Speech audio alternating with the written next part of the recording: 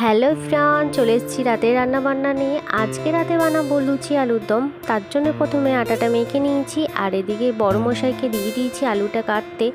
আর এদিকে মামাম সোনা ঘুমোচ্ছে। এই ফাঁকে কিন্তু আমাকে রান্নাটা একদম সেরে নিতে হবে। তারপরেই চলে এসেছি কিন্তু আমি রান্নাঘরে। গ্যাসটা জেলে দিয়ে দেখো কড়াইটা বসিয়ে দিয়েছি, আর কড়াই গরম হতেই তেলটা দিয়ে দিচ্ছি।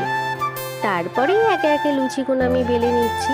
আর যখনই আমি লুচি করি এইভাবেই কিন্তু প্রত্যেকটা লুচি বেলে নিই। আর কত সুন্দরভাবে লুচিগুলো ফুলছে দেখতেই পাচ্ছ। বেশ কিছুদিন ধরে ইচ্ছা যাচ্ছিল লুচি আলুর দম খাবো, কিন্তু সময়ের অভাবে হয়ে উঠছে না। কথাই আছে আগামীকাল আমার সাথে কি হবে সেটা কিন্তু আমি জানি না। আমার মনে হয় যখন যেটা ইচ্ছা হয় তখন সেটা তোমার যদি সাধ্যের মধ্যে থাকে সেটা করে নেওয়াটাই ভালো। দেখো এদিকে তোমাদের সঙ্গে কথা বলতে বলতে কিন্তু আমার লুচিগুলো ভাজা হয়ে গেছে। আর এদিকে কিন্তু মাম্মাম সোনা ঘুম থেকে উঠেও পড়েছে। উঠে কিন্তু ভীষণ কান্নাকাটি শুরু করে দিয়েছে, আর খিদেও পেয়ে গেছে। আর তার জন্য দেখো মাম্মাম সোনার বাবা খাইয়েও দিচ্ছে।